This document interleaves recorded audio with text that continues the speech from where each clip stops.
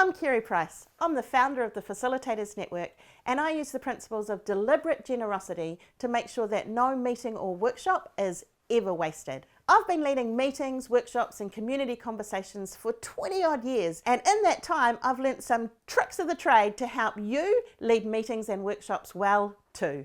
Study after study shows that most people think meetings are a waste of time. It's not really meetings that are a waste of time, it's how they're led that makes the difference. In this video, I'll share 3 frameworks that help you keep your meetings on time and on track.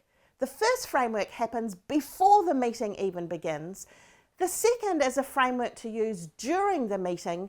And the third is a framework to make sure you wrap up that meeting well. Let's get into it.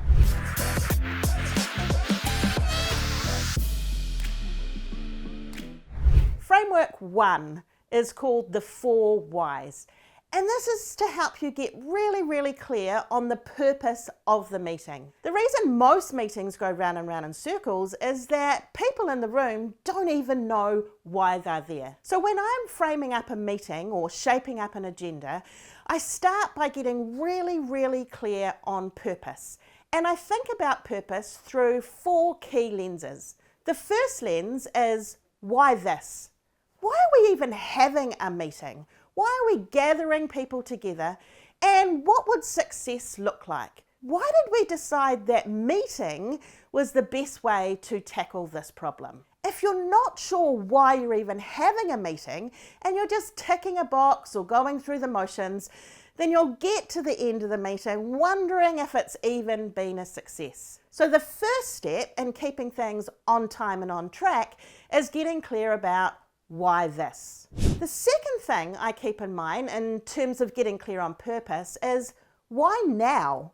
Why is now the right time to have this meeting? Is this just a meeting that happens weekly or monthly or every quarter? And if so, who decided that was the right rhythm or cadence to have that meeting? Is this just something that's happened for years on end and no one's ever questioned the timing? Is it time to revisit how often these meetings take place? If it's not a regular meeting and it's a special meeting you're calling for a particular purpose, why is now the right time to have this meeting? What's happened before the meeting is taking place? And what are your plans for after the meeting takes place? Are there things that need to be done on either side of this meeting to make sure that this meeting has the best outcome? So why now? After I've thought about why this and why now, the third purpose I get clear on is, why them? Why are the people in the room the people in the room? Is this an open invitation that anyone can just rock up and attend this meeting? Or am I hand-picking or hand-inviting specific people for a specific reason? If you want the meeting to really achieve clear outcomes, you need to be mindful about who's in the room. Who am I inviting? Why am I inviting them? What am I hoping that they'll contribute? And what am I hoping they will get out of it? Am I inviting people just because I think they should be in the room, when really they've got nothing to add and they'd rather be elsewhere anyway? And are there other people who I might need to invite to the room that perhaps aren't on the list to begin with? Get really clear on why them, and you'll have the right people in the room to have the right kind of discussions. The last why that I get clear about is, why me?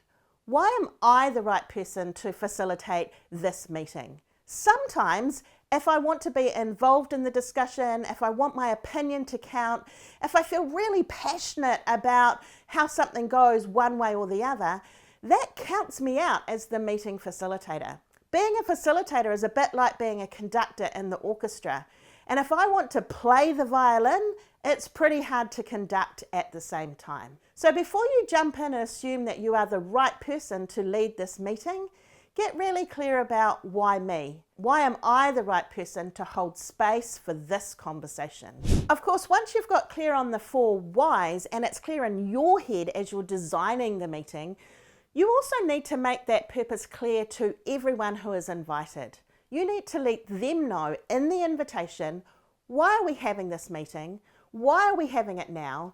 and why are you specifically invited to attend. You want to give them a heads up about what you're hoping they'll contribute and what you're hoping they'll get out of it so that they can come prepared.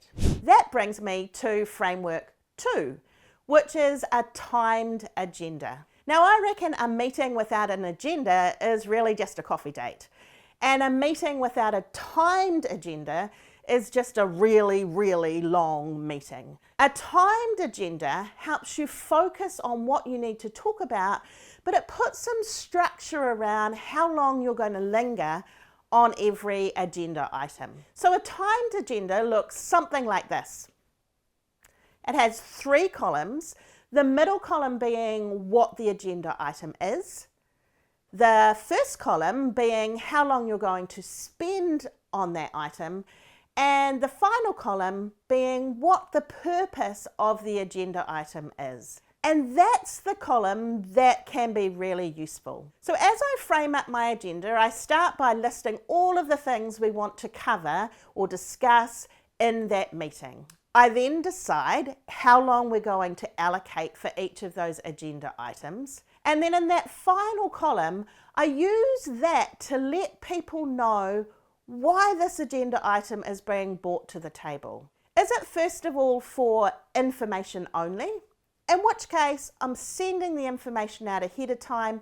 I'm going to assume that you've read it, and we're not going to spend any time discussing it on the day. If there's things that you want to talk about, questions you want to raise about that agenda item, let's do that beforehand, and we're just bringing it to the meeting for information so that it can be tabled and jotted in the minutes. The second thing with the agenda item is maybe it's for discussion. I let people know that this agenda item, we're going to explore some more. So do some pre-reading, have some thoughts, and come prepared to positively engage in a discussion. We don't need to make a decision about it today, but we need to be able to have some robust dialogue so that all the ins and outs and ebbs and flows can be explored as a team. The third thing you might want to mark in that final column is that an agenda item is for decision.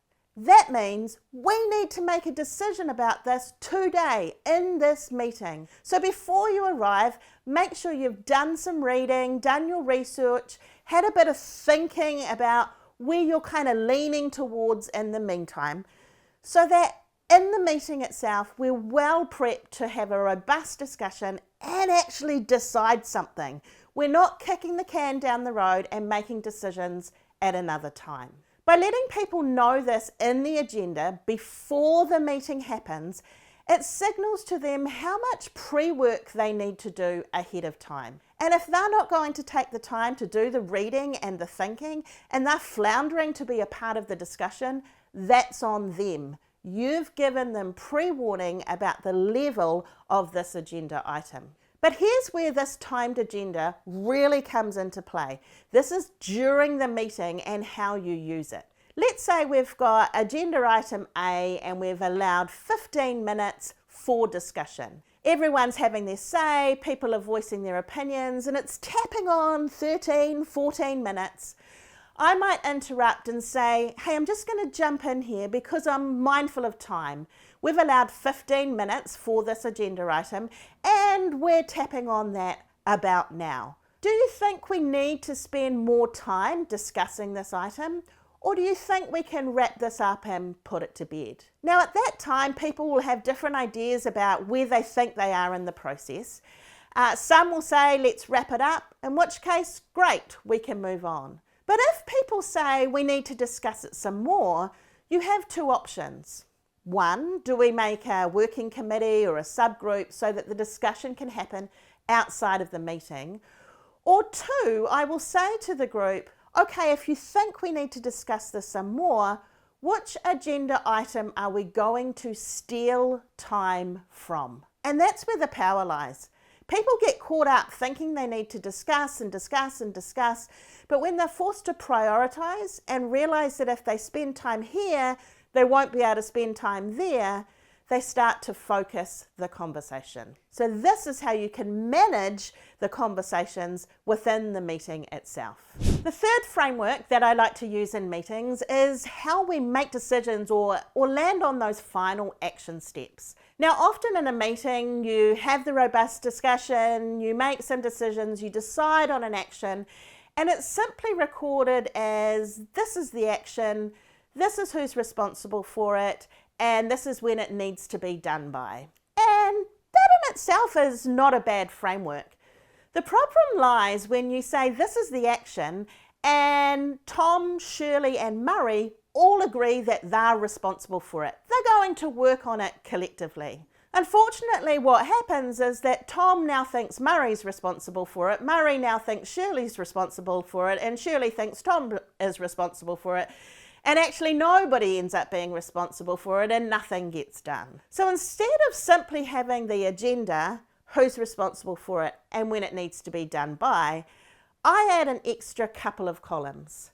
Agenda item, who's responsible for it, who needs to be consulted in the process, and who needs to be informed or kept in the loop. That way, Tom can say, yeah, I'm responsible for the action, and I'm going to consult with Shirley about what that looks like, and we'll just keep Murray in the loop. That way, the responsibilities are super clear and action actually happens.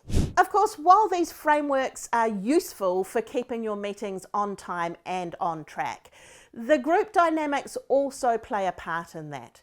And you need to make sure that everyone in the room has a chance to have their say. In my next video, Effective Facilitation Techniques for Managing Loud Voices, I give you 3 simple techniques for making sure the loud voices don't get all the airtime and that the quieter people actually get a chance to have their say. The link's in the description below. Go check it out.